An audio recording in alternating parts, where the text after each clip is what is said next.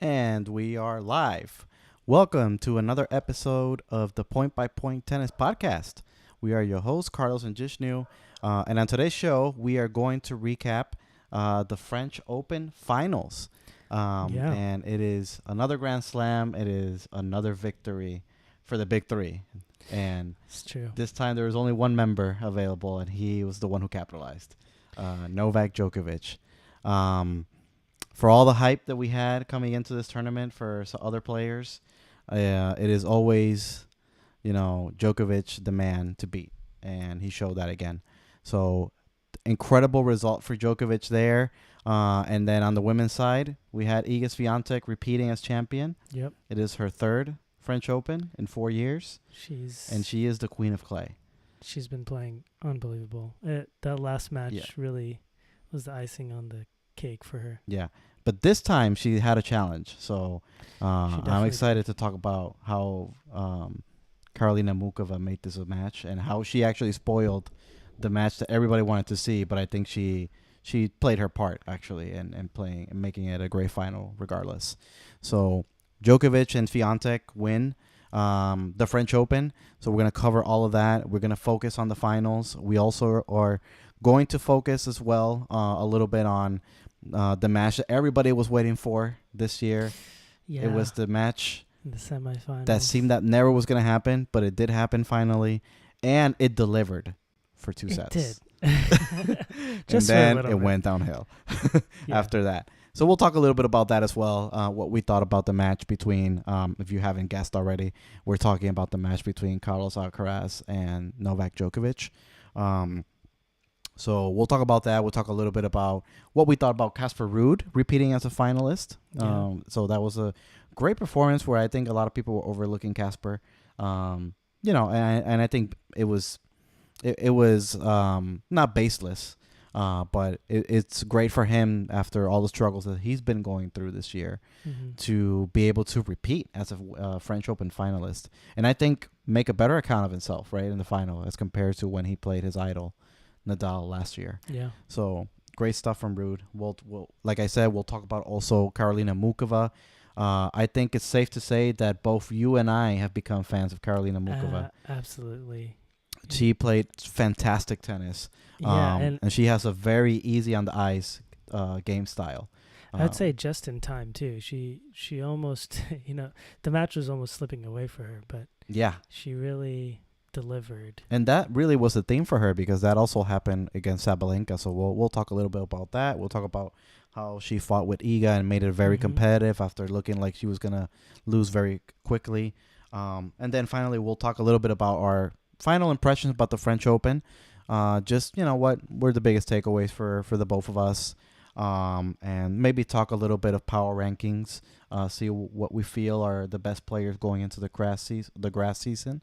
And maybe we'll touch a little bit upon the grass. We're not going to go into any draws or anything like that. There have been some big tournaments. We had, most notably, I would say, Francis Tiafoe winning a title last week in the grass. And with that victory, he enters the top 10 for the first time. So I think that was a really big, significant event happening. I think we kind of all expected him to become a top 10 player at some point after his showing last year at the U.S. Open. And the way he's continued to play. But we're not going to go into super deep dive. We'll just talk a little bit about what's happening, what we expect for the next few tournaments. And we'll leave more of the grass talk for when we preview Wimbledon later on. So with that, we can jump into the meat of the episode. And I think we have to start with the historic performance from or maybe not the historic performance, but the historic milestone, right? Number 23 for Novak. He also is the first man to win 3 career Grand Slams. He was currently, I think it was only him and Nadal that had done it twice. With this French Open now, Djokovic has done it 3 times. So that means that he's won all Grand Slams at least 3 times. What is Nadal missing? It would be 2. It would be Australian and it would be Wimbledon, right? Because he's only won twice, Wimbledon both of twice. those. Okay. So yeah, Djokovic now has 3 at least at every one. I believe Djokovic has 3 at the U.S. Open as well. Is that right? I think that's right. So if he wants to get 4, he would have to win U.S. Open this year and then French Open next year. But I wouldn't put it past him. He could do it. I would not put it past him. But I think Yeah. of more note, I would say that, the calendar slam is a It's real on the possibility table now. Yeah. because he is the prohibitive favorite going into Wimbledon. I can't even think about anybody who could be even close to him to win there.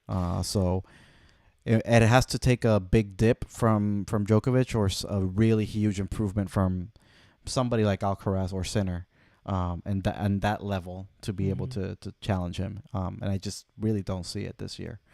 So it might come down to the U.S. Open for him one more time. So what do you think about that possibility? Yeah, I was just thinking about it, and I'm just sad that Nadal's not there. I know. Because he would be the other person, right, to challenge him. Yeah, he's looking like he is in great form, even though he didn't have his best, clay court season leading up to the French Open. I was actually kind of worried for him. Yeah. Right. And the funny part is, which we'll go more into detail, is, when it came to the pressure and the excitement of the Alcaraz and Djokovic match, the person to physically show symptoms was actually Alcaraz, not Djokovic. So yeah, it's gonna be interesting. I think if he just takes care of his body, which he's done a stellar job of, he has really good odds in his favor. Yeah, I agree. And I think, with Djokovic, the thing is, you always give him the benefit of the doubt going into the Grand Slam, right? Because he's Djokovic. He's 123. Same thing with Nadal. Same thing with Federer when he was active, right? It doesn't matter really what they do. Like, it matters for other players, right? It matters for the Alcarazes of the world, the Rudes of the world, the Sinners, players that really have not shown this consistency at the Grand Slams yet because they're newer, right? They still need to establish their name a little bit. Then you look more into form to see what can we expect from them. A guy like Djokovic, it doesn't matter what he does in the clay season, right? It just doesn't matter.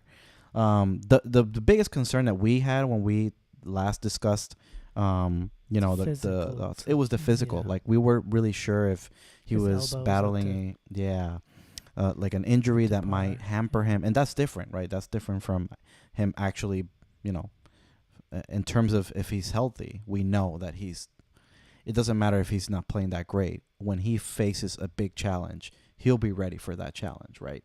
But it was the physical part that I was worried about. Maybe we can go a little bit into the match with Alcaraz, right? Because that was the big, it was the biggest sort of anticipation in terms of a match that we've seen probably since Nadal and Djokovic last year at the French Open. This is the most anticipated match since then, I would say. And it lived up to it for 2 sets. I think Djokovic came into the match incredibly, his game plan was perfect in that first set, and I think Alcaraz started the match a little bit too tight. Well, not a little bit, way too tight. And that's something that honestly I did not see coming because, Djokovic is usually sometimes slow to start.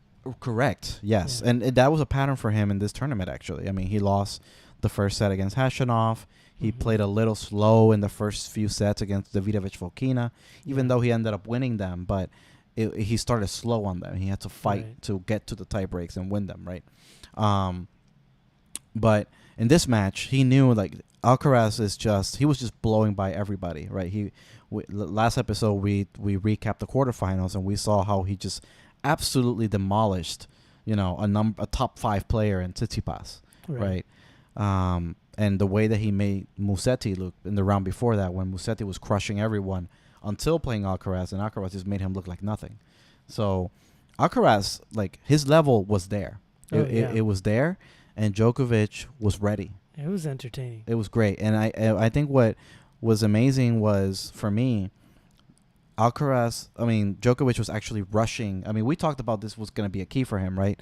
The center approach of not giving any ground from the baseline and just going aggressive, right? Mm-hmm. And redirecting Alcaraz's power, not letting him be established and not letting him, rushing him. Yeah. And Djokovic did that beautifully in that first set in their match. And I think one of the things that really made me super excited about this match eventually was that in that second set, Alcaraz turned it around. Like, he was ready. Mentally, a lot of people would have just, completely gone away. But Alcaraz was able to take that punch. He lost the first set. And he was able to put himself in a position to serve for the set. He got broken and still overcame that mentally and broke Djokovic back and was able to serve it out. I mean, when he did that, that was just that felt like big three level of tennis for those two sets in the chess match and how they adjusted to each other. And he had the momentum going into the third. Yeah. But I think what happened then was, like, it was a big release to have won that set, and the tension that he had been accumulating in his body, it betrayed him at that point. Who knows? Yeah. Well, he said it. I mean, he said it, but yeah. I think it was that. Yeah. I think the tension of the match, like, literally, I think Djokovic, like, his aura won him this match, because Alcaraz said it, like, I was super tense. I was super nervous. And it was because of the player who was playing on the other side of the net. And honestly, I take him at his word. Yeah, it looked like that. He has to manage that, right? Yep. So. And there's no problem with it. I mean, at least for me, like, I don't know what you think, but I'm not worried at all about Alcaraz in this match. It's a learning experience. He's very young. And we can remember when Djokovic had 19 years old or 20 years old, he went through a lot of this stuff. He cramped a lot. Yeah. He went through a lot of physical issues, and it took him a while. Breathing. Exactly. He'd forfeit matches because of it. Exactly. Yeah. So we need to remember that Alcaraz, even though he is a Grand Slam champion already, he is the best or second best. Well, to be honest, the second best player in the world. I don't think there's a question about that right now. Djokovic is definitely the best player in the world, but he's the second best player in the world. He's a Grand Slam champion. But he's also very young, and he still has a lot to learn. I mean, we're coming into the grass season, and he's barely played not even 10 matches in his career on grass, right? So he's that early on. Yeah. And I think that's an important thing to keep in perspective. This is not a disappointment. This does not mean that the new generation is not ready. I think Alcaraz is ready, and if he faces Djokovic again in this situation, I think he'll be up for the task. He just needed to go through this, right? He just needed to get this this rep under his belt. What do you think? I agree with you. I mean, you just have to go through some of the hard times. Yeah. And it may happen again, but the more you get used to it, the better you can handle it. If you take the right lessons away from it. And he obviously has a great team behind him, so I expect him to move past this, in a positive way. So absolutely. He had a tough match today, but you can still see that he has that fighting spirit, which these great players always have. I mean, Djokovic, I would say, and we'll talk more in the final, but he definitely turns things around, and if they find some way. It may be scrappy, or it may not be the most crowd pleasing way, but he gets past his hump and then starts playing some amazing tennis. Yeah. So I think Carlos Alcaraz, he's able to do that. It's just there's a few players that it's really hard to, which are the big three. Yeah. So Absolutely. But I was very encouraged from what I saw in that second set. He played amazing Yeah. second set. Yeah. He lived up to the level that Yeah. Djokovic was bringing. And he didn't mentally falter. It's just that he wasn't well prepared. Like it's weird because mentally I think he had belief, but he didn't have the mental reps, if that makes sense. Like he hasn't been able to gone through this experience of facing Djokovic on a big stage like this, to know how to manage the nerves. Because it's not like the big three don't have nerves, right? Nadal has many times said, I have nerves. I just know how to control them, right? And that's the thing. I think Alcaraz never has gone through a situation like this where his nerves were at that level, and to be able to know how to control it. I honestly think his mental game is very strong. Yeah. I think his body just, kind of let him down. Yeah. And there's not much you can do except for learn from it and hopefully condition the body so that it can handle it better the next time. Absolutely. Is happening through this process. So, exactly. Yeah. Yeah. I agree. And maybe we can segue from here to, what, because this is just the semifinal, right? This is not the final. He could have lost the final, but he played Casper Ruud in that final. And I got to say, Casper came out playing really well in that first set. He went up a break. This was an anticipated final, Yeah. I was actually looking forward that maybe Ruud can come up to the level and take him out. Oh, really? Yeah. You had belief and then he could do it? Yes, I didn't did. have any belief. I actually did. I didn't have the Believe it belief, or but not. I did think that he could make it that first interesting. set, I had belief. Yeah.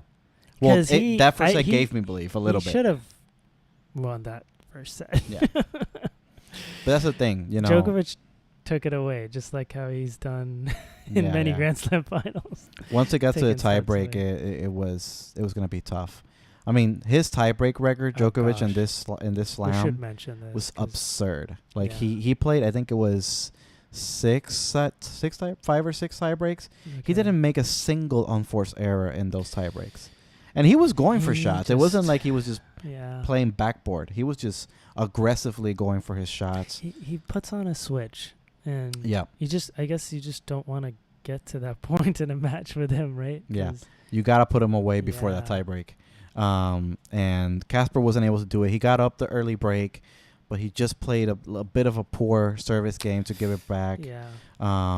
Particularly, I think he missed an overhead like that he should have put away on break point. That gave the break to Djokovic. But you gotta give credit to Djokovic. He finds ways. Like Djokovic looked like physically, he did not look good. He looked frustrated too. Yeah. But he found a way to battle through it. Maybe he had a little bit of tension. He was going for history, right? Let's not forget that he was playing with Casper Ruud and people were just dismissing it. But remember when he went through when he played Medvedev, who never won a Grand Slam before the U.S. Open. He was chasing history then. He really showed. And he couldn't deal with it. He couldn't handle it.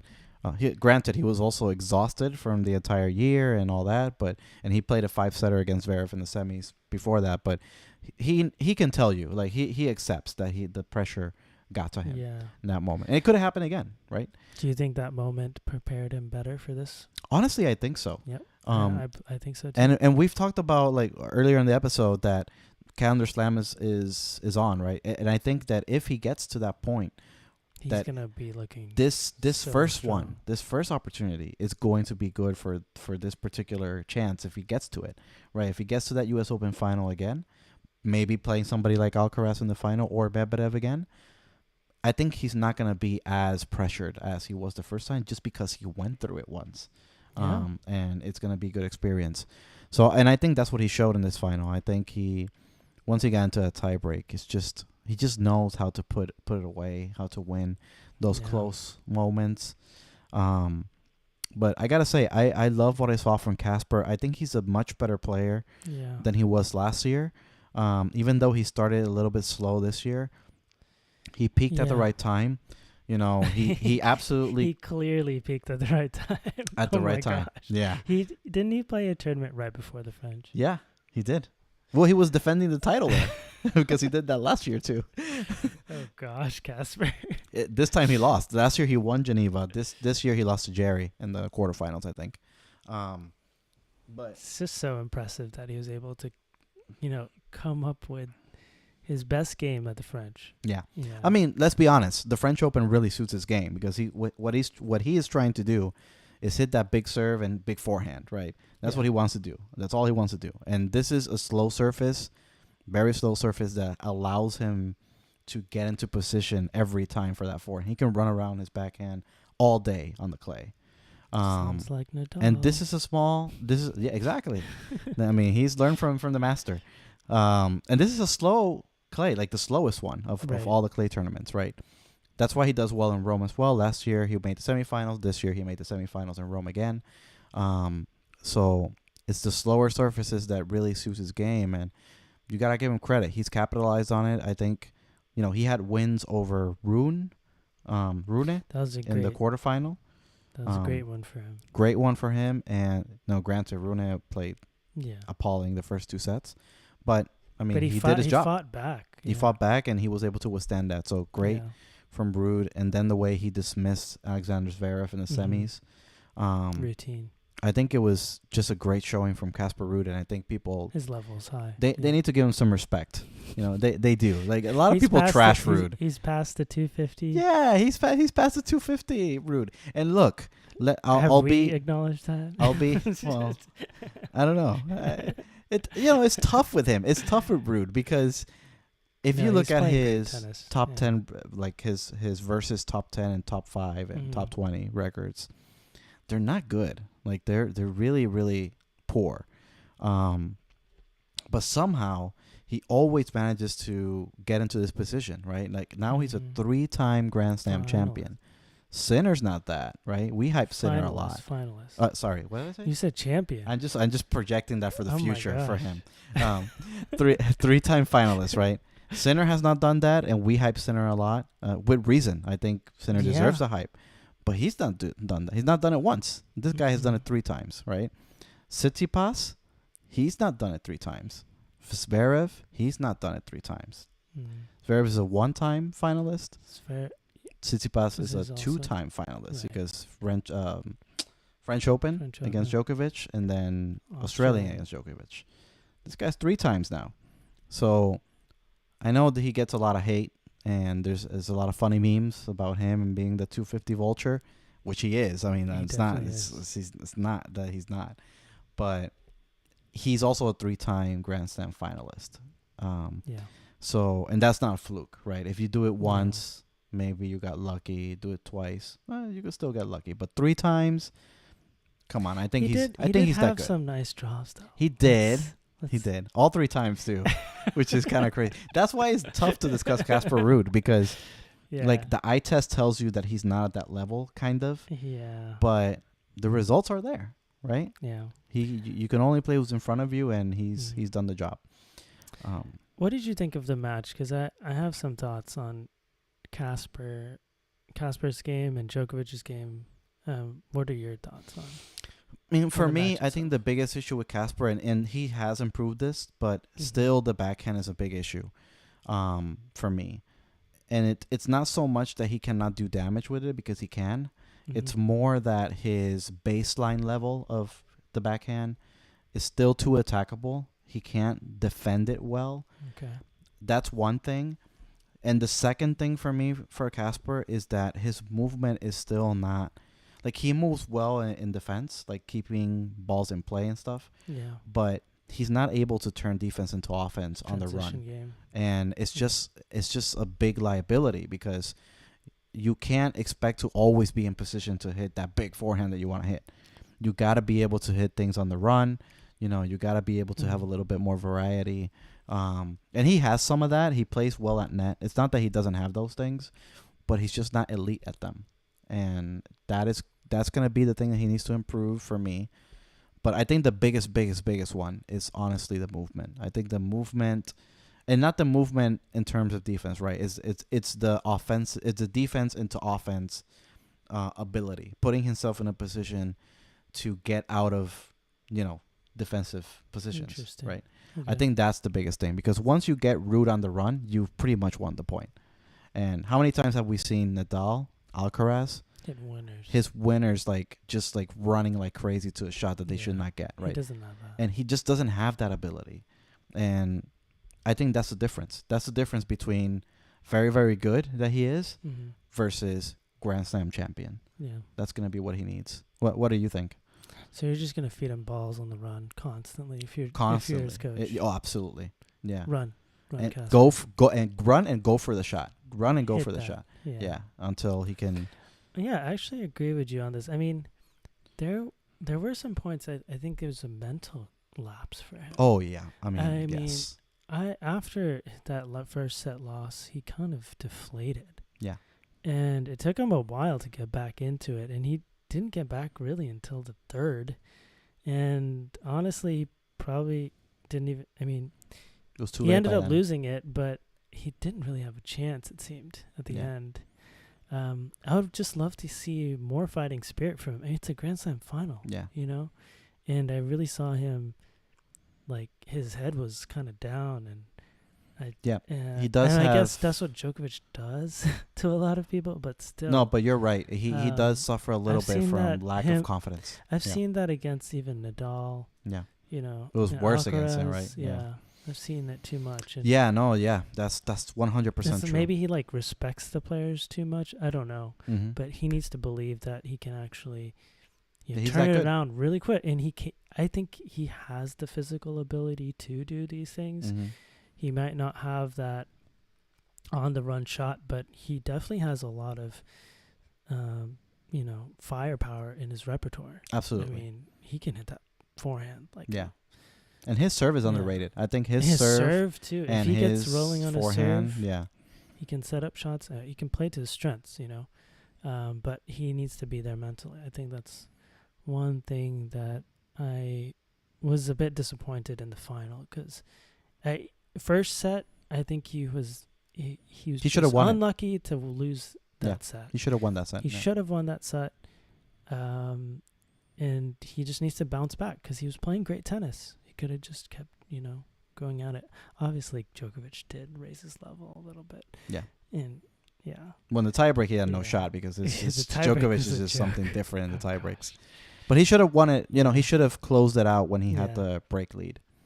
Yeah, and this is an amazing, thing to witness from the big three, is that they're just able to take it to another level. Yeah. And when that's why their matches were so legendary, because they kept taking it to another level each set. One up them each other. It's just the whole match was just absurd. A classic. And I really haven't seen anyone really do that yet against the big three. Maybe other than Wawrinka or the other people that really pushed them. Murray for a while. Yeah, obviously Murray. Yeah. But in the recent history, who can you think of? Yeah, the only one. The Poulter's the only one. He did it one tournament, U.S. Open. He crushed Nadal and then beat Federer. Yeah, Federer should have won that, but the people that have won any Grand Slam during the Big Three era have done some amazing things. But I mean, right now, who can you think of? I mean, I think of Alcaraz. Alcaraz is the only Sinner. one, because he did do it at the Masters 1000 level, right? Mm-hmm. He did beat Nadal and Djokovic back to back on the clay. Impressive. That tells you he has the belief. Mm-hmm. It's just that this stage was a little bit bigger and he got a little too tense, right? But even in that second set, he showed that he was able to, you saw what happened in Ruud. He completely deflated, like you said, right? Can't Alcaraz didn't do that in the second set. No. He actually won the second set. He came back and fought hard and won the second set after a deflating first set. He shows that he can do that. But it's very that is the one thing that, when we talk about the whole recap of French Open, memories and disappointments, etc. One of the things that I love Sinner, but he needs to get better mentally. He has big issues. And that's why, sometimes you and I go back and forth about Wimbledon, how he got close to beating Djokovic. And I always say, well, did he? He didn't get close. And he did get close on the scoreboard to beating him in terms of 2-0. But after mentally, that second set, he just mentally got away. Like he didn't have the belief to put Djokovic away, and he didn't even make it competitive in those 3 he's sets. got to close out. Yeah. Got to close out, and it's a lot of that. Like Ruud has the same problem, right? And Zverev have shown that a lot, right? Zverev is probably one of the most talented players that chokes so much, against big players and big moments, and we just have a lot of that to in some of these players. So that's why Alcaraz is so hyped up, because he doesn't give a shit, honestly. He plays his game, and yeah, he cramped in this one, but he beat Djokovic and Nadal back to back. Nobody else has done that, right? On the clay, nobody ever has done that, not even Federer, and he's a Big Three member. So he's the only one that shows that belief. But I think you're right. We do lack that level from other players to be able to challenge them. Because Djokovic, let's be honest, he wasn't like he's played other Grand Slams where he's looked better. In terms of his level, he was okay in this tournament, and okay was enough to win a Grand Slam in straight sets, in the final. So it's crazy. It was still a very entertaining final, though. It was. I think Casper Ruud came to play. Yeah. He had that mental lapse in the second set, but overall, he's just not as good as Djokovic, and that's why he lost. It wasn't because completely his mental side, right? It did in the second set, the mental side affect him, but he's just not as good as Djokovic. Period. Let's just be real about that. And it was entertaining. I think he did the best he could. It wasn't like last year where Nadal just absolutely steamrolled Ruud because he just couldn't deal with the occasion. So I think it's progress for Ruud. But yeah, overall, I think we got to give Djokovic some respect. The last thing I want to say about Djokovic before we move on to the women's, this weekend I saw with Christina, with my wife, we saw the movie Air. The Jordan one? The Jordan one, yeah. And it just got me thinking, Djokovic honestly is the closest thing that I, as a fan of a sport, he is the closest thing I've ever felt to Michael Jordan in terms of that just I'm going to kill you instinct, and mentally just be able to be superior to everybody else, to beat you with just his presence. He is like that, and he has that status. He has that status to me. Like I think that he got to 23 now. He got to 23, just like MJ. Yeah, exactly. And honestly, that's what he feels to me. I've always said that this was controversial back then, at least with my friends and stuff. You'll probably disagree with me, but even when Djokovic was like 6 or 7 slams behind Federer, I always said I think Djokovic is already the best player of all time. And it's not because of his achievements and anything like that. It was because of that it factor, that I am going to beat you no matter He's what. Hungry. That hunger and that just total belief in himself, it's hard to replicate in an athlete. And I don't think in tennis anybody has that except him. I think after an interview, I did see a snip from like YouTube where they asked him, something about, it might have, I can't remember exactly how it goes, but he literally replied saying, it's the Mamba mentality. Yeah. Do you remember him saying that? Yeah. So, I mean, and the Mamba mentality is the Michael Jordan mentality. Yes. So, Kobe, Jordan, now Djokovic. I think they're very similar. You're right.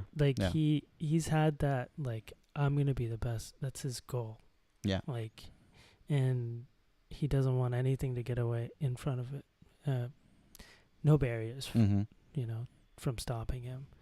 I mean, he's clearly changed a lot of his, surrounding environment and his body such that he can perform at such a high level. Yeah. And sustain it, Like I don't see any other athlete, at least in the tennis field, that the sport of tennis, that's doing what he's doing. Yeah. Like, he changed his diet completely. He does, all these other things to his body. He does hyperbaric chamber. He's recovering, very efficiently. Yeah. And it shows. I mean, 36, and he still is outlasting Alcaraz on the court. Yep. Best of 5 at a Grand Slam. I mean, Yep. it's crazy. It's crazy stuff, but you gotta get props, and we'll see how long he can extend this winning streak. There's 2 more slams this year, so it'll be I honestly interesting. don't think people think age is a factor for him, but I don't think so. Yeah, I mean He's it's an a exception. minor factor. It's like he has niggles here and there more than before, Yeah. but he's still Novak Djokovic. Yeah. He's still the best player in the world. Yeah. The fact that Federer was 37 Mm-hmm. when he got to the Wimbledon final. Yeah. So, yeah.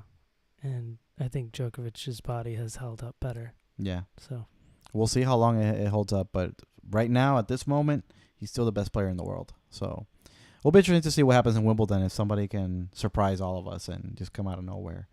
But not looking likely. But maybe let's move on to the women's now. let's do it. So in the final of the women's, we didn't get the match that we all thought it was for sure getting. We were very close to it, but in the end we got Iga Swiatek against Karolina Mukova, and honestly, I loved that match.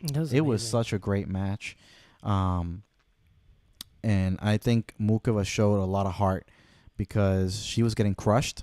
And getting crushed against the best player on Roland Garros for the past few years, it's hard to find any type of belief in that kind of situation. And she found it, and she almost won that match. Like, she came close to winning that match. She had really good chances. She got good chances. So what did you think about the match, and what did you think about both Iga and Mukova? I love this match. I think this is probably one of my favorite matches of the year. Mm-hmm.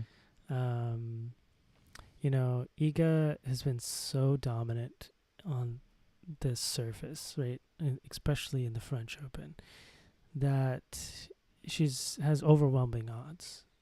And I'm sure there's a lot of pressure from Mukova to even perform her best, right?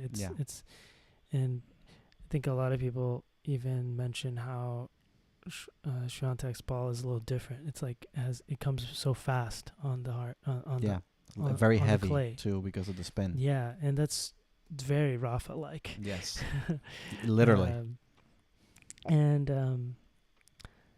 I think Iga is stuck to her game plan as she normally does, and she's playing very efficient tennis. The first set, she wins 6-2. Mm-hmm.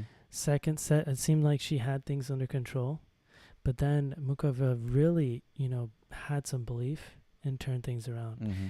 And I love to see that just from like any, tennis fan or, as a tennis player too, just to see someone that, just like how Djokovic does it, they flip a switch and start taking advantage of, some of these, key points that come up in a match. And so it was very exciting. I think there's a battle out there. You could really feel the tension, and Iga was pushed. And I was afraid that Iga's normal game plan, which she doesn't have the best variety in her game. That's true. I honestly thought she was going to lose it. Yeah. She was going to lose this match because she didn't show that she could play a different style of tennis, which I think would have been very handy in this case. I think she kind of narrowly squeaked by, but and I'm sure she's happy about her win, which we all are. But I think it's a bit of a tell that her game needs a little bit of improvement. Yeah. Well, she at needs least a little some variety. She needs a little Mukova in her game. Yes, and I love the way Mukova played. I didn't mention that at all. Like, she is fun to watch. She's so she fun. She reminds me of is attack tennis, a bit of Caroline Garcia, but more Federer-esque. Literally. I honestly think she's a beautiful She has a lot of player. grace. And beautiful tennis player. She has such her a beautiful awesome. all-court game. It's great to watch. I just wish she had a little bit more power, like just natural power, because she would be unstoppable if she did have it. That's true. Do you imagine that game style with Sabalenka's power or Rybakina's power? That easy power. Rybakina has that Right. Yeah. Because Mukova to me has, I think, the most complete game in the women's game. That like, and I don't think it's close. Like the way The she funny can part is finish that at net. we were not talking about Mukova at all. Well, there's a reason for that, Right? and it's because she's Let's always mention that. injured. Like, She's always injured. She's always Yeah. injured. Like she has shown this talent a lot of the time. I mean, in the beginning of this tournament, when I saw the draw, and she was drawn to next to Zachary in the beginning, I was like, That was a tough one. that's an upset alert right there. Because she's that good. She's that good, and Zachary, mentally, she in tough matches she tends to fall apart. So I was like, this could be an opportunity for Mukova, but I never really pick her to do like. I picked her to get to the quarterfinals, but I hesitated to do anything more with that, just because I just thought that she was at some point her body was just gonna break down, because that's just what she does. Like she always gets hurt, and this is the first tournament in a while. Well, that's not true. She's been playing good this year. She's actually been pretty healthy the entire year. That's great. But this is definitely her best result. But I was just expecting it to fall apart at some point. But it didn't. And honestly, she beat in the quarterfinals. She beat Pavlyuchenkova, who is a former finalist in this tournament. She beat in the semifinals Aryna Sabalenka. It's huge. And she was completely out of that match at the end. Like she was down. I want to say she was down, match point down at 2-5. Match point down. And she fought hard to come back from that. And honestly, there was some gifting happening on the other side of the net as well. But she took advantage of the opportunity. Yeah. And she honestly deserved to be in that position because she played fantastic the first two sets against Sabalenka. And the fact that she was getting crushed in the final and she didn't get demoralized by that, she was actually able to build from there.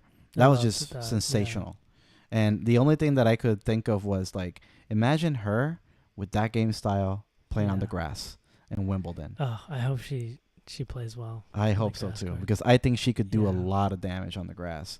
Because honestly, she has such great awareness of when to attack, when to come to net, and she has really good ability to put those volleys away. Like she's sticking those volleys away. She's not floating them like a lot of people. Most people nowadays don't know how to volley, right? They just hit like floating volley shots. You teach him, Carlos. And remember Federer when he used to come and do like he would put them away. Oh, I'm not teaching anybody because I have no talent. But you know what I'm saying, like. Federer, when he used to come to net, right? Oh, yeah. He would just stick those volleys away. He would not like floating them in for people to come and from the back of the baseline be able to reach them, right? She's able to do that. She knows how to put away volleys. She had a great net court game. Yeah. Her net court game was her net game was amazing. Yeah. And the overall game, like her serving. Everything was unbelievable. She just didn't have like enough power really to hit through Iga on the clay consistently, even though she was trying, right? That was what she was doing, and she had more winners, I think, than Iga did, if I'm right.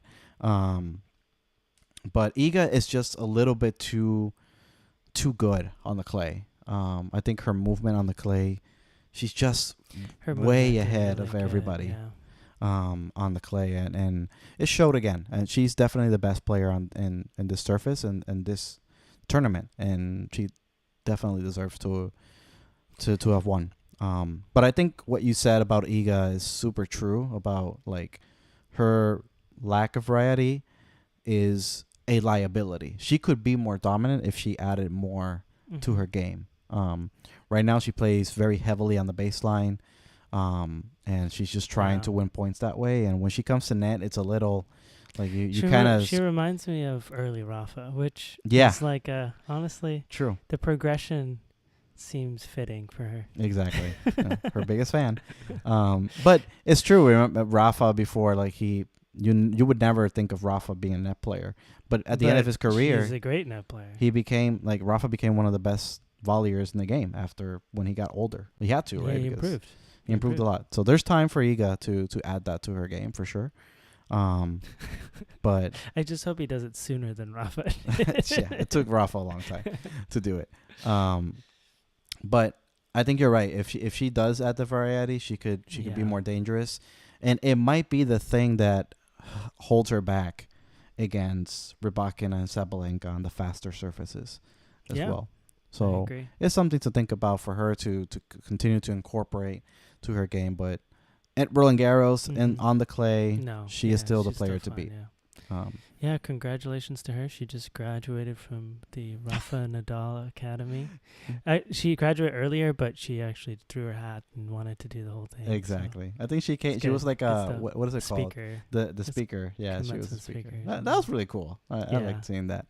Um, being the biggest fan. It's kind of funny It's the relationship that they hilarious. have. They've played doubles together for charity, and I love it. yeah, it's great. It's great.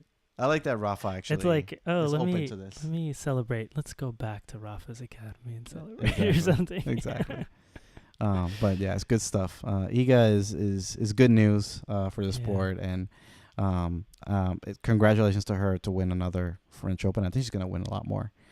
She's only 22 years old, and she has 4 Yeah. slams now. She's a Swiftie. Only Yeah. 22. She's a Swiftie.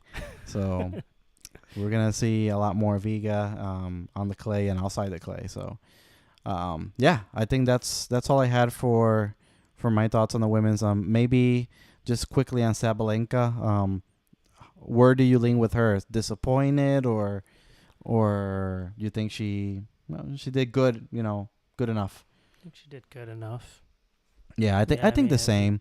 Mukova was a tough opponent. Yeah, I But think Muka was a she- tough draw there. Mentally, Yeah. yeah, there's always, I think, a little bit of improvement. Yeah, for her. absolutely.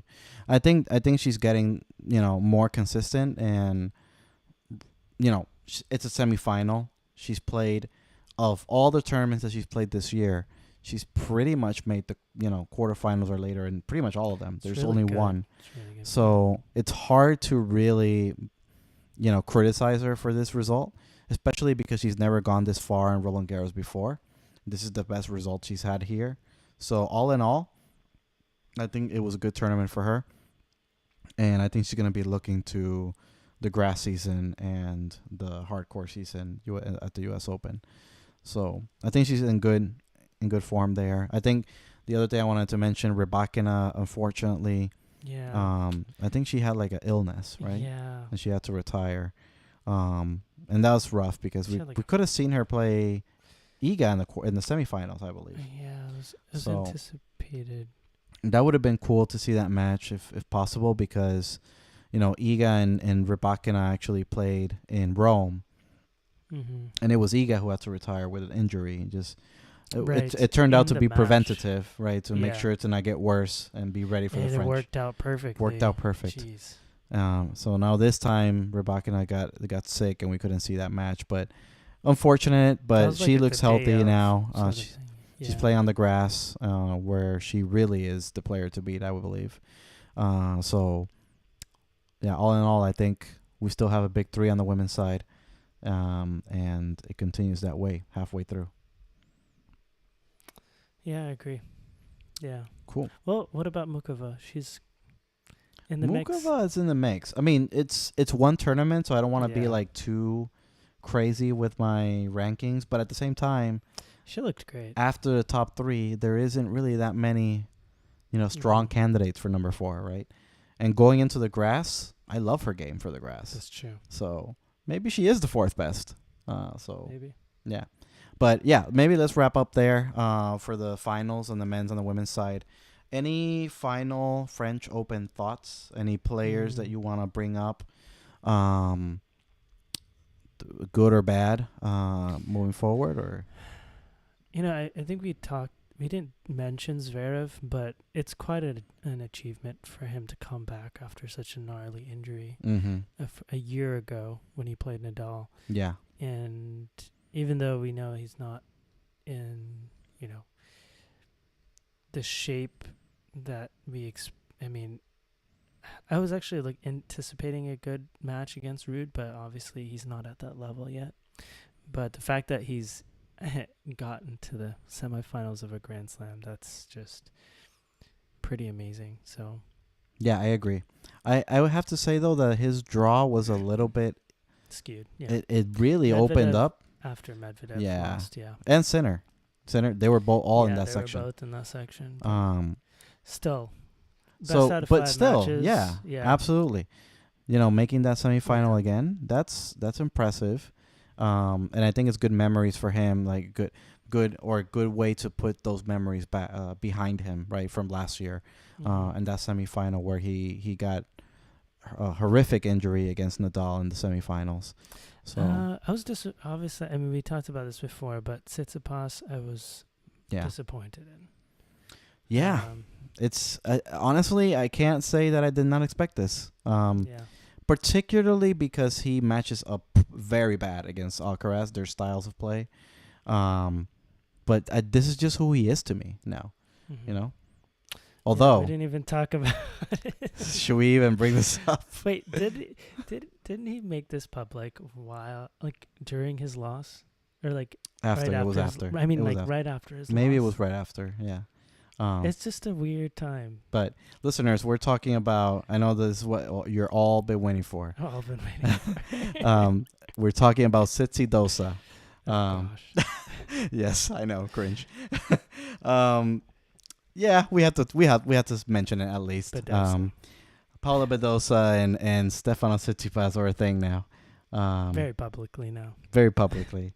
A very interesting way of sort of announcing it, essentially, with a change of profile picture on Spotify. That was it. It was very subtle. It's a Spotify thing. Spotify, yeah.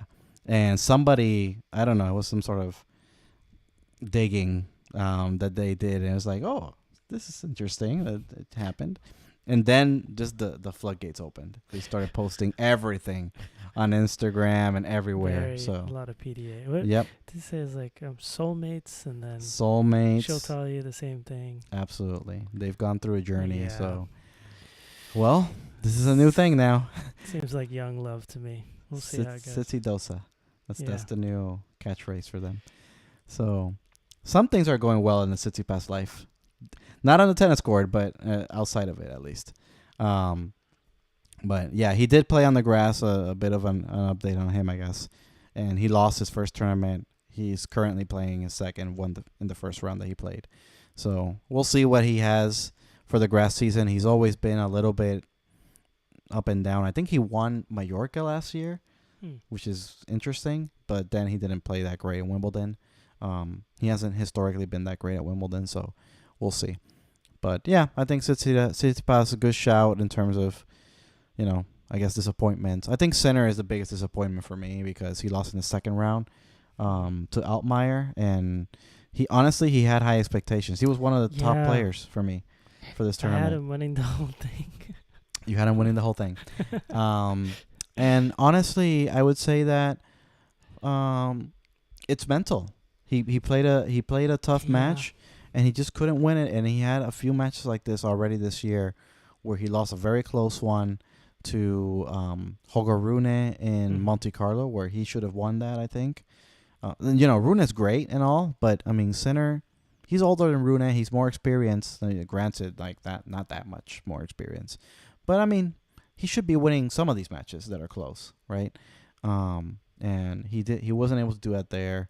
So I just want to see him win a big match like this, and be more confident in tight moments other than Alcaraz, because for some reason he plays very well against Alcaraz and he's able to match up well against him.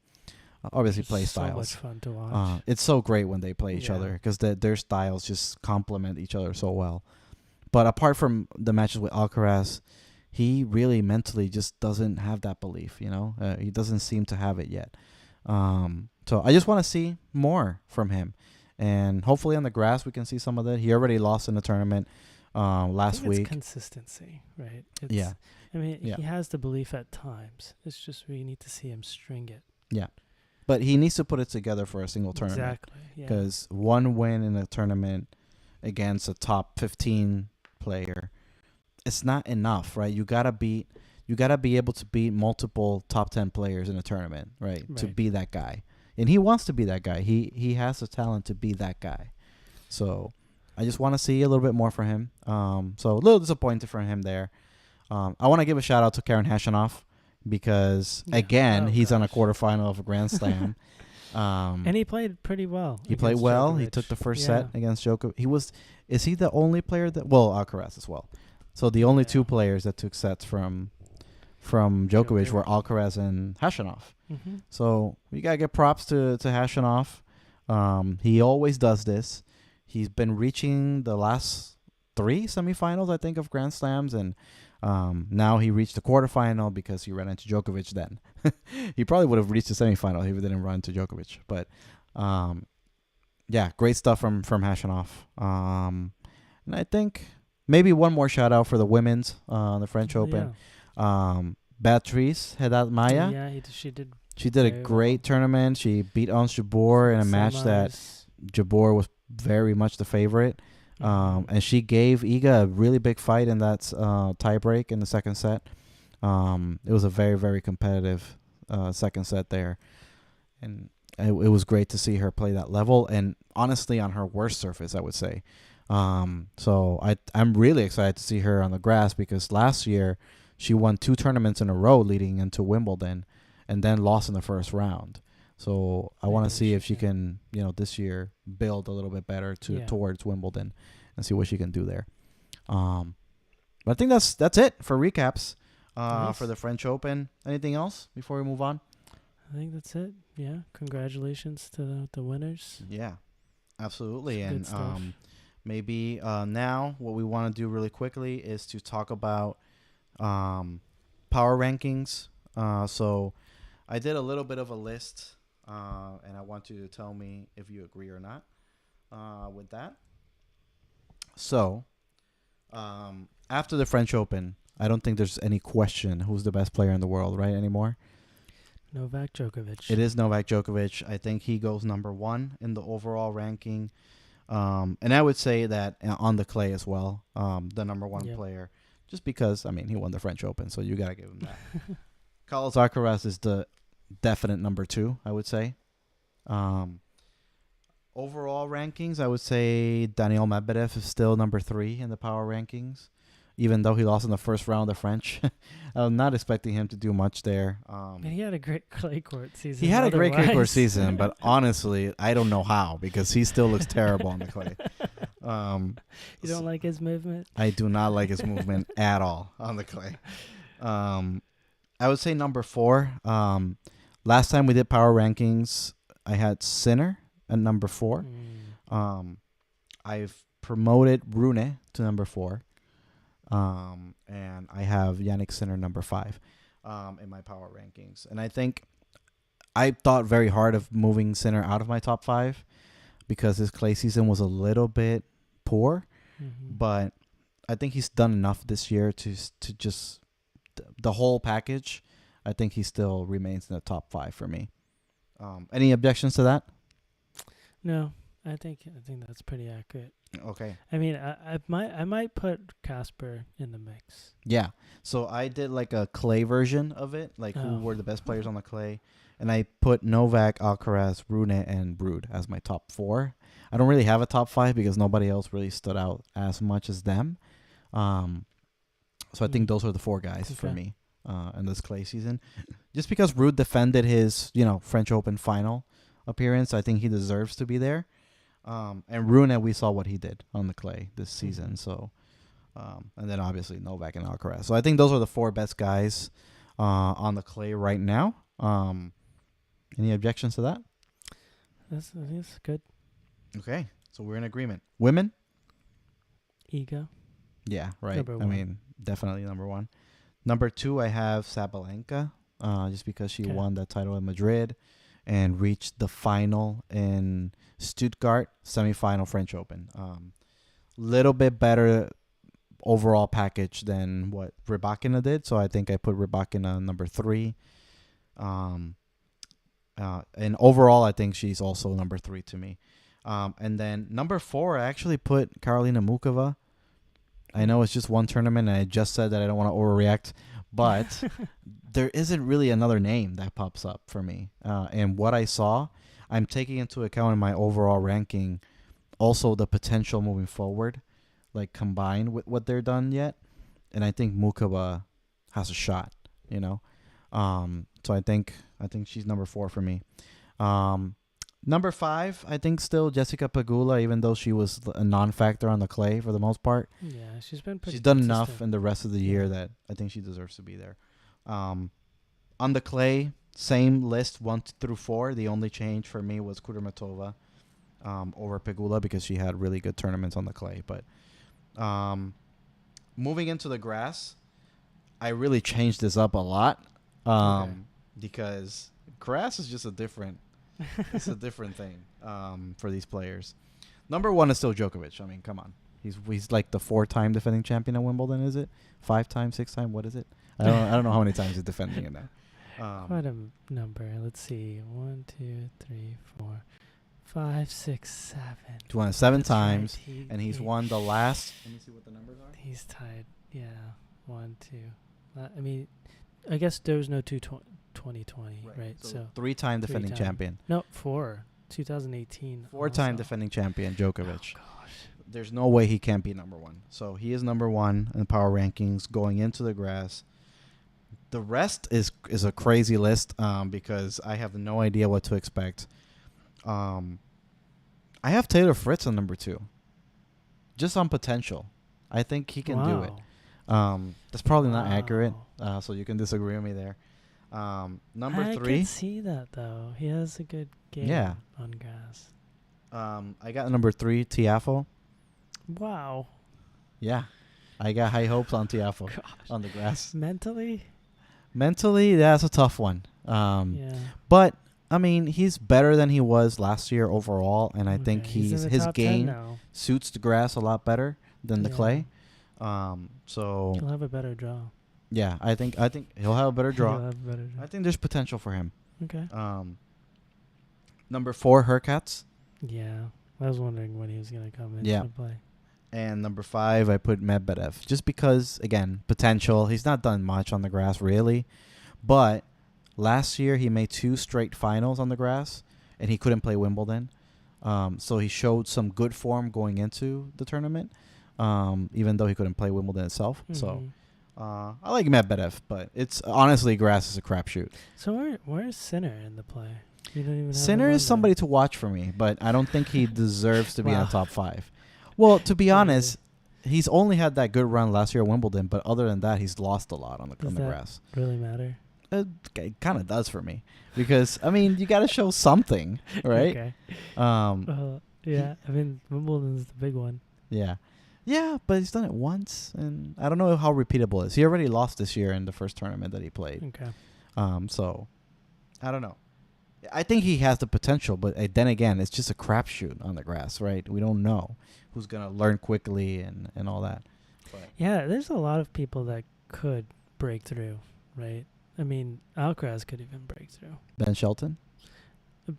I would say so. He has a huge game. Yes, he has the game for a it. Big game. If he can move on the grass. What about, Draper sometimes we think about? He's hurt. I think he's not playing. Oh, he's not I think playing. he's hurt. Oh, okay. Yeah. Same thing with Kyrgios. We haven't mentioned Kyrgios, not because we don't like him. He actually played the first match and left in tears. Oh, no. From the court. Same thing with Berrettini. That's also why I haven't mentioned Berrettini. Both of them left their respective matches in tears because both of them are battling injuries. And Nick Kyrgios actually withdrew from Queens as well. So he's going to try to just play Wimbledon if he can. But I don't think he hasn't played any tennis at all, period, this year. I doubt that he's going to be able to do anything on the grass like that. Yeah. With no form, and still battling injury, right, as we speak, right? So otherwise, Nick would have been on my list. Berrettini would have been on my list, but they're just not there. I think Felix is somebody to watch. I think he has the game for grass.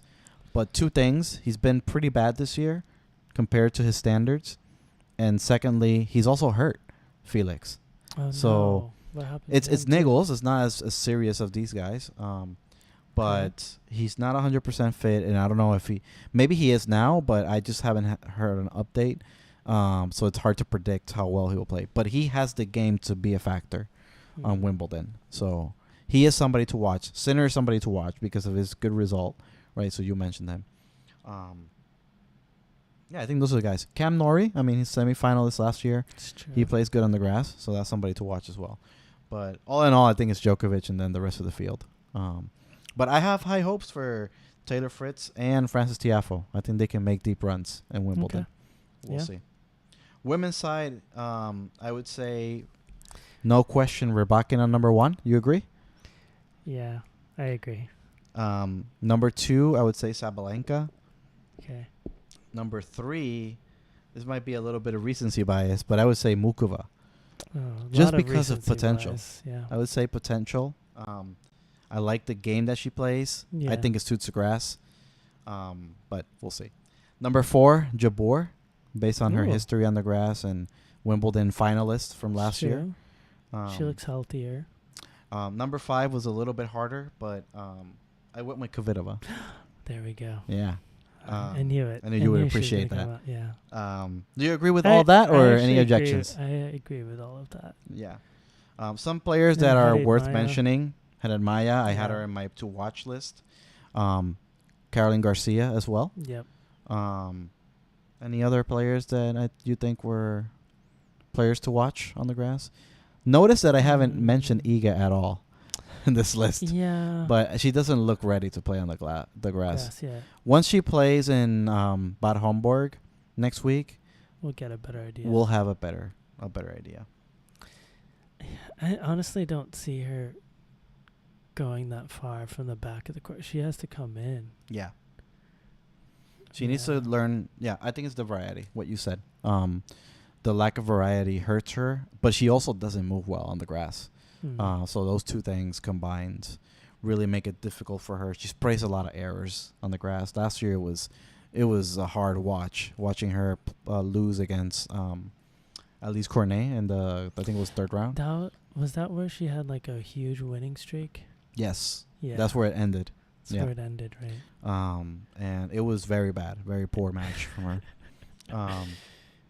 And honestly, I think she needs to improve a lot to be even competitive. I mean, she's barely even being competitive with Rybakina as is on the hard courts where she plays well. I mean, on grass, I don't think she gets close to her, right? But yeah, I think that's my power rankings for French Open and for moving forward to the grass. Yeah. Anything else before we move on to the last part? I think that's about it. I mean, there's maybe I'll just mention this out there. Venus Williams is still playing. That is true. That is a good shout. She's a multiple Grand Slam winner. Yeah. But 7 obviously times. she's 43 years old. 43 years old. And I saw her with a knee brace on, not like a wrapped knee. So Yeah. but it's amazing that she's out there. She won a match. She won a match. She beat Georgie. Yeah. In a pretty solid. pretty long match too. Yeah. Like 3 hours plus. So that was impressive. I also felt good that she won that because did you see how Georgie was celebrating? Like she had a fall, like a really nasty fall, where she like screamed Venus? in pain. Venus. Oh no. And Georgie had like the open court. She hit the shot into the open court and she celebrated and hit like very loudly, "Hey, come on," or something like that. Oh wow. With Venus on the ground screaming in pain. Yeah, that was distasteful. We just saw that Liziki fall from Yeah. 2009. Exactly. Imagine something like that, and then the other person celebrating. was like celebrating Yeah, the match exactly. win. It was so weird. It was just like that. Yeah. So, yeah, it was terrible. So it was great to see that she got up actually and won the match. Yeah. So it was good. But yeah, I don't have a lot of expectations for her, but it's just nice to see her still at 43 being a factor. Being able to win matches at this level. I mean, I think she's playing because she loves to play. Yeah. Right? And that's great. what you love to see. Yeah, absolutely. Especially from a veteran or great in the sport, So, yeah, she was tons of fun when she was in her prime. So, yeah, I agree. Yeah, so maybe let's wrap up by talking a little bit about the grass. So we're not going to go into too many details, but we just wanted to let the listeners know that there is some grass events happening. There were some grass events last week as well. We had a bunch of winners, right? We had Katie Bolter on the women's side winning a title. We had Frances Tiafoe won as well a title, and that win got him into the top 10 for the first time. So really big result for him. And it's the first time since a long time that there's 2 American men in the top 10. Exactly. So that's really, really good. Good result from Tiafoe and Stuttgart. And then that was the last time, I think it was when Marty Fish and Roddick, right? And is it Roddick or Blake and Isner? Oh, Isner. Okay, that was the last time. Fish and Isner in 2012. It's been a while. Yeah. So great result for Francis, and I think he does have the game to be really a big factor on the grass. Same thing with Taylor Fritz. So I'm excited to see both of them do some damage. I want to give a shout out to John Leonard Struff, because John Leonard Struff played the final against Tiafoe. And remember when we said how good this guy could be on the grass when he played with Alcaraz, remember, in Madrid with that style? We did mention Look at that. He played there and made it a really, really good match. It went to 10-8, was it, in the tiebreaker in the final set. So terrific showing from John Leonard Struff, and I think he is going to be a factor on the grass. He's somebody to watch as well. So we'll see. Reaching his prime at 33, is he? I think he's like 33 years old right now. But great stuff from him. We had Andy Murray winning 2 challenger events in a row. True. Yes. Unfortunately, he just lost his first match on the tour level on the grass, but it's good to see. De Minaur. De Minaur's good. He's a quick one. He's good. On the grass. It's true. So we had those tournaments happen last week. We have the return of Carlos Alcaraz now to the grass, and he played his first match today. He played Arthur Rinderknecht. I was looking forward to this match a lot, because it was originally going to be Alcaraz against Arthur Fils, who's like a really big prospect from actually also from France.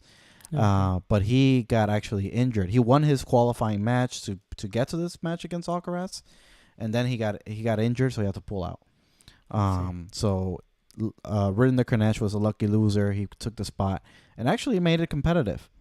So great stuff there. But Alcaraz, he's looking like he needs a little bit more reps on the grass, honestly. He played well. It looks like his game suits the grass really well. Yeah. It's just that his movement is still not great on the grass. I think the movement is not... I mean, he's moving okay. He's moving okay. I think because he's just fast in general. Yeah. But one thing I noticed that he's playing a lot of loopy, forehands and backhands, which, he could really... I know he has the capability, because he does it. He can flatten those shots out a bit more and play a little different type of tennis than he does on the clay. Yeah. Or even on the hard courts. Cause I totally agree with that. I don't think those loopy forehands will... It may, in the second week of like a Grand Slam when it's all dirt out there, but... in some of these faster surfaces, it's going to be a little harder. And I think some of it does come down to movement, because he doesn't get into... Like, he has a big wind-up for his forehand. Like, he is not the type of person that has, like a quick motion. Mm-hmm. He takes a big cut to hit his forehand. Yeah, right. And he needs some time. It's a little bit like Rude, but not as extreme as Rude. But in that sense that he needs a little time to get... That's why rushing him is good. Like, it's a good tactic, because he can't really unload like that. So I think he needs to improve a little bit the way he moves around the grass court to be more comfortable hitting his shots. And, he's got to get comfortable doing those backpedaling like Nadal. Like, once he gets to that point, then he'll be good. He can do it. I mean... Nadal wasn't that good on grass at the beginning, and he grew into it. It took him some years, but... Casper does that well on the clay. Exactly. Not on the grass, though. No. I have a suspicion that we're not going to hear from Casper until we get to the U.S. So we'll see. But Alcaraz is back on the grass. Oh, he'll be Sure. somewhere. We'll hear from him. He'll find a Clay 250 during this time. That's what he'll do. But yeah, Alcaraz is back. Tsitsipas is back as well. He lost a match last week early on, but he's playing this week still. And the big tournaments this week are Holly, which is basically the Federer Invitational. Oh man, He won that tournament like how many? We are Like 10 missing times? Federer. And we also have the Queens event. Now it's called what? The Cinch? I don't know how to. I don't know how to pronounce that. Yeah. But yeah, the London 500 event. So in Germany right now they're in quarterfinals. So you can catch, or actually not quarterfinals. This is round of 16. Yeah, round of 16 matches. So you can catch players like Medvedev. You can catch Tsitsipas, Zverev, John Leonard Struff, who we talked about, are all in Holly. And on the Queens event, we have players like Alcaraz, as we mentioned. We have Ben Shelton, Lorenzo Musetti, Holger Rune, Cam Norrie. We have Francis Tiafoe and Sebastian Korda, among others. So do check out those tournaments. We have in Berlin on the women's. Also have Maria Sakkari, Bianca Andreescu, Veronika Kudermetova, who might also be a factor on the grass. She's pretty good on grass. We have also Caroline Garcia and probably the favorite for Wimbledon this year, Elena Rybakina. So good event in Berlin on the women as well. And in, I guess, a smaller event in Birmingham, I guess, we also have, I guess, the biggest players to mention here is Barbora Krejcikova, is a top seed. But we have other young players like Linda Fruhvirtova, who is there as well. Actually, she absolutely crushed Svitolina, which is something we should have mentioned from the French Open as a big story. That's right. Svitolina being like a big factor in the French. But she got crushed by Linda Fruhvirtova. It was like 6-2, 6-love or something like that. So not sure what to read into that, because Fruhvirtova has been hyped up as a, probably a great talent moving forward. So we'll see. But she's there in the Birmingham event, so you should catch her if you can. And that is pretty much it. And I think we can start wrapping up. The next time we get together, we will talk about some of the most important things that happened during the grass season. But we will be getting together to talk about the preview of Wimbledon. So we'll be out for maybe another week. Yeah. Maybe we'll come back in 2 weeks. Sounds great. Cool. All right. Well, if you like what you hear, please subscribe to us on your favorite podcasting app, so that you can receive all the new episodes as they become live. We're on Apple Podcast, Google Podcasts, Spotify, Stitcher, and most other podcasting platforms. So leave us a rating and a review. We would appreciate your feedback. And we're also on Twitter and Reddit at Point by Point Pod, and YouTube at Point by Point Tennis Podcast. And with that, let's wrap up another episode. Thanks. Let's do it. Everyone. Thank you, everybody. Yep. Thanks for listening.